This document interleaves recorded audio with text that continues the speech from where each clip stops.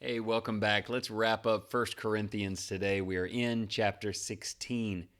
The Apostle Paul concludes his letter with practical guidance and personal remarks for the church in Corinth. He encourages them to participate in the collection for the Jerusalem church, outlining a systematic and generous weekly approach to giving.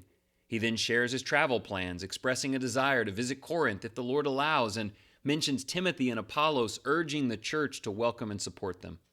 Believers are challenged to stand firm in their faith, act courageously, and do everything with a spirit of love.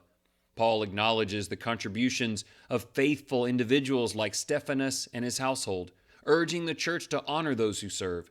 The conclusion warns those who might abandon their love for the Lord, while also announcing grace for those who remain steadfast in God's love. A consistent theme throughout the New Testament is charity from believers to alleviate the burdens of their fellow believers. The church in Corinth set aside funds each week to ensure they could assist the brethren in Jerusalem at the right time.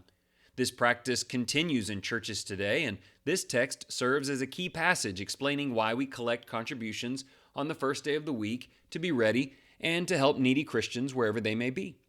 Disciples helping and encouraging one another, whether through monetary support, spiritual instruction, or simply listening, is evident throughout the first century church. This should be a central mission in our lives and proves that we are abiding in the love of Jesus. I really want you to make that connection today. You know you're abiding in the love of Jesus by the way you love your brothers and sisters in Christ and address their needs. Question 1. Do you believe it is important to contribute on the first day of the week? Is it equally important that such contributions prioritize needy saints? I think that can change over the years in local churches if we aren't careful. It was originally designed to help needy saints, and when that comes up, that should be a number one thing on our list. Question 2, saints are encouraged to welcome Christians who visit them. Should our work for disciples include hospitality to new faces who come our way? There's some great stories in Scripture about that. And then question 3, Paul notes that suppliers in the kingdom, quote, have refreshed my spirit and yours. If giving refreshes the spirit of another, should we do it often? I'm talking about time and energy, but also money and goods. If it refreshes to be a supplier of those things, shouldn't that be central in your Christianity? Let's pray as we close out today and the 1 Corinthian letter.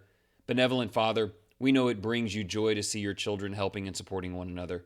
Whether through Sunday contributions or individual acts of service, employ us to assist your people with their needs. Please create opportunities today for us to give of ourselves to meet the needs of a brother or sister in Christ. Discipline us to be strong in our resolve for your purposes, filled with love towards everyone we encounter in Jesus' name. In a world focused on self, teach us to embody strong, Christ-like love while refreshing the spirits of our fellow workers in the kingdom.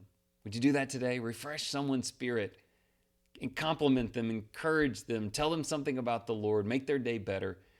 And I pray that God guides you in that. Thank you once again for being a part of this with me.